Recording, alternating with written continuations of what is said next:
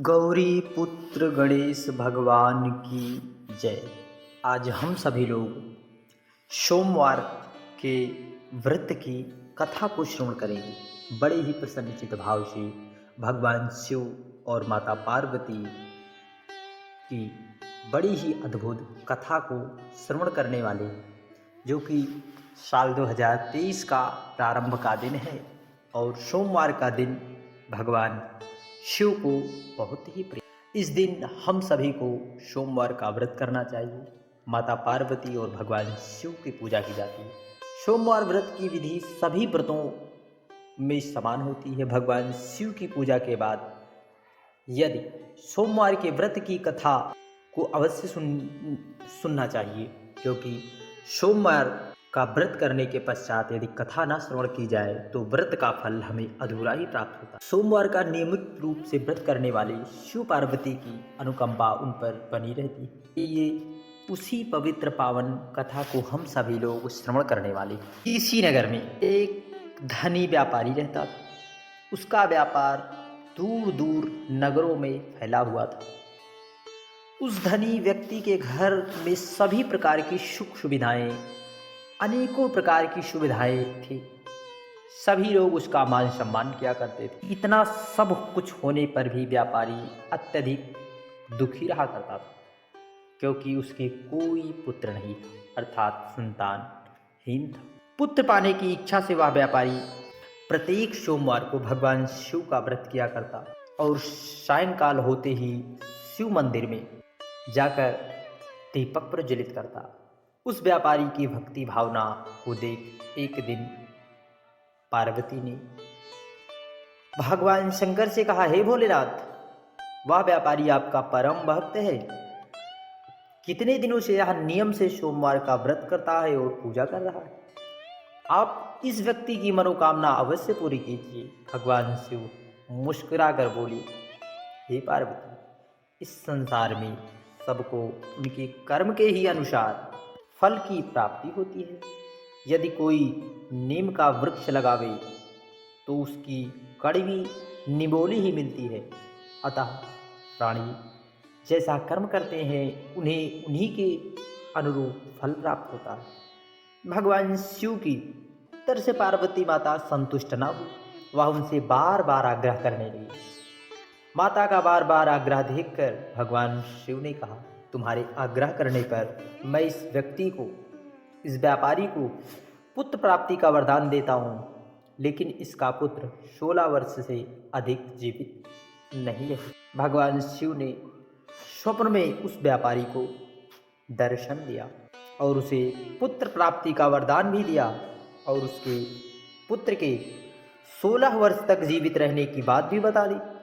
भगवान शिव के वरदान से व्यापारी को खुशी भी हुई, लेकिन पुत्र की अल्प आयु की चिंता ने उस खुशी को नष्ट कर दिया। व्यापारी पहले की ही तरह सोमवार का विधिवत व्रत करता था। कुछ महीने बीत जाने पर व्यापारी की पत्नी ने गर्भ धारण किया। 9 महीने पश्चात अति सुंदर उस घर में, व्यापारी के घर में अति सुंदर बालक पुत्र की प्राप्ति हुई। पुत्र जन्म से ही व्यापारी के घर में खुशियां भर आई। बहुत धूमधाम से पुत्र जन्म का समारोह मनाया गया, लेकिन व्यापारी को पुत्र जन्म की अधिक खुशी नहीं हुई, क्योंकि उसे पुत्र की अल्पायु का रहस्य पता था। व्यापारी ने पुत्र की अल्पायु का रहस्य घर में किसी को भी नहीं बताया। विद्वान ब्राह्मणों ने उस पुत्र का नाम अमर रखा। जब उस व्यापारी का पुत्र 16 वर्ष का होने को था तो उसने शिक्षा के लिए उसे बनारस भेजने का निश्चय कर लिया। व्यापारी ने अपने साले को बुलाकर कहा, दीपचंद, अमर को बनारस छोड़ाओ या वहां रहकर शिक्षा प्राप्त करेगा। व्यापारी ने दीपचंद को बहुत साधन देकर अमर के साथ विदा किया और रास्ते में जहां अमर और दीपचंद रात्रि में विश्राम के लिए ठहरे थे, वहीं यज्ञ करते हैं और ब्राह्मणों को भोजन कराते हैं। लंबी यात्रा के बाद अमर और दीपचंद एक बड़े नगर में पहुंचे। उस नगर के राजा की कन्या के विवाह की खुशी में पूरे नगर को खूब सजाया गया। निश्चित समय पर बारात आई, लेकिन वर के एक आंख से काना होने के कारण वर का पिता बहुत अत्यधिक चिंतित था। उसे इस बात का भय सता रहा था कि राजा को वर के काना होने का पता चलने पर कहीं वह विवाह से इनकार न कर दे। राजा ने इनकार कर दिया तो बारात को वापस ले आना पड़ेगा। यदि ऐसा हुआ तो आप उसकी बहुत बदनामी होगी। वर के पिता ने व्यापारी के बेटे अमर को देखा तो उनके मस्तिष्क में एक विचार आया, क्यों ना इस लड़के को दूल्हा बनाकर राजकुमारी से विवाह करा लूं। विवाह के बाद उस लड़के को धन देकर विदा कर दूंगा और मैं उस राजकुमारी को अपने नगर में ले जाऊंगा। वर के पिता ने अमर और उसके मामा दीपचंद से बात की। दीपचंद ने धन मिलने के लालच में वर के पिता की बात को स्वीकार कर लिया। अमर को दूल्हे के वस्त्र पहनाकर राजा की बेटी राजकुमारी चंद्रिका से उसका विवाह करा दिया। राजकुमार ने बहुत सा धन देकर राजकुमारी को विदा किया।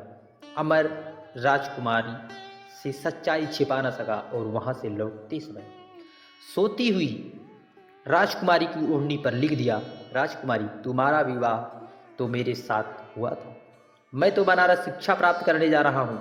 अब तुम्हें जिस नवयुवक की पत्नी बनना पड़ेगा वह एक आंख से काना है।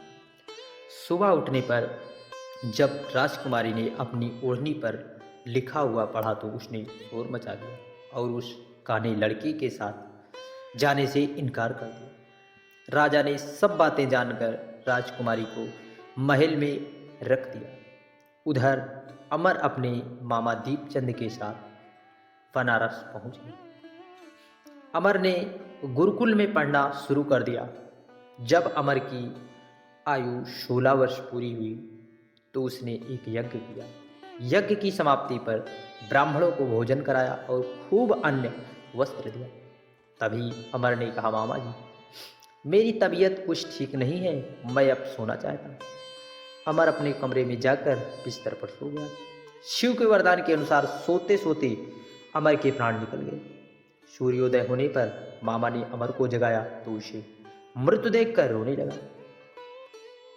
आसपास के लोग भी एकत्रित होकर दुख प्रकट करने लगे। मामा के रोने विलाप करने के स्वर समीप से गुजरते हुए भगवान शिव और पार्वती ने भी सुनी। पार्वती ने भगवान से कहा, प्राणनाथ बाबा की देखिए कृपा, माता अपने पुत्र के प्रति कितनी श्रद्धा रखती हैं। माता ने कहा, प्राणनाथ मुझसे यह रोने के स्वर सहन नहीं हो रहे हैं, आप इस व्यक्ति के कष्ट अवश्य दूर कीजिए। भगवान शिव ने माता पार्वती के साथ अदृश्य स्वरूप के समीप जाकर अमर को देखा तो पार्वती से बोले, यह तो व्यापारी का पुत्र है, मैंने इसे 16 वर्ष की आयु का वरदान दिया था, इसकी आयु पूरी हो गई है तो इसके प्राण निकल गए। पार्वती ने शिव से प्रार्थना की, हे प्राणनाथ आप इस बालक को जीवित कर दें, नहीं तो इसके माता पिता पुत्र की मृत्यु के कारण रो रो कर अपने भी प्राण त्याग देंगे। इस बालक का पिता तो आपका परम भक्त है, वर्षों से सोमवार का व्रत करते हुए आपको भोग लगा रहा। पार्वती के माता पार्वती के बार बार आग्रह करने पर भगवान शिव ने उस बालक को जीवित कर दिया और उस बालक को जीवित होने का वरदान भी दिया। तो कुछ ही क्षण में वह जीवित होकर उठ खड़ा हुआ। सारा वातावरण खुशियों से भर गया। शिक्षा का समापन करके अमर अपने मामा के साथ अपने नगर को चले। दोनों चलते हुए उसी नगर में पहुंचे जहां अमर का विवाह हुआ। उस नगर में भी अमर ने यज्ञ का आयोजन किया। समीप से गुजरते हुए नगर के राजा ने यज्ञ का आयोजन देखा। राजा ने अमर को तुरंत ही पहचान लिया। यज्ञ समाप्त होने पर राजा अमर और उसके मामा को महल में ले गए। कुछ दिन उन्हें महल में रखकर बहुत सा धन दिया, वस्त्रादि देकर राजकुमारी के साथ विदा किया। दीपचंद ने नगर में पहुंचते ही एक दूत को घर भेजकर अपने आने की सूचना दी। अपने बेटे को जीवित वापस लौटने की सूचना से व्यापारी बहुत ही प्रसन्न हुआ। भगवान शिव की कृपा और करुणा किस प्रकार होती है, यह कथा हमें यही दर्शाती है। व्यापारी ने अपनी पत्नी के साथ अपने को एक कमरे में बंद कर रखा था। भूखे प्यास से रहकर व्यापारी और उसकी पत्नी बेटे की प्रतीक्षा कर रहे थे। उन्होंने प्रतिज्ञा कर रखी थी, यदि उन्हें अपने बेटे की मृत्यु का समाचार मिला तो दोनों अपने प्राण त्याग देंगे। व्यापारी अपनी पत्नी और मित्र के साथ नगर के द्वार पर पहुंचा। उसने अपने बेटे के विवाह का समाचार सुनकर पुत्रवधू राजकुमारी चंद्रिका को देखकर व्यापारी की खुशी का ठिकाना ही ना रहा। उसने अमर को छाती से लगाकर बहुत प्यार किया और उसी रात भगवान शिव ने स्वप्न में आकर कहा, हे श्रेष्ठी, मैंने तेरे सोमवार के व्रत करने और कथा सुनने से प्रसन्न होकर तेरे पुत्र को लंबी आयु प्रदान की है। व्यापारी बहुत प्रसन्न हुए। सोमवार का व्रत करने से व्यापारी के घर में खुशियाँ लौट आई। शास्त्रों में लिखा है कि जो स्त्री पुरुष सोमवार का व्रत विधिवत करता है, कथा सुनता है, उसकी समस्त मनोकामनाएं भगवान शिव की कृपा से अवश्य पूर्ण होती है और उसके जीवन में धन धान्य सुख वैभव भी भर जाता है। किसी भी प्रकार का अनिष्ट क्यों ना हो, भगवान शिव उन सभी अनिष्टों का हरण कर अपने भक्तों के कष्टों को अवश्य दूर करते हैं। जय श्री कृष्णा। राधे राधे।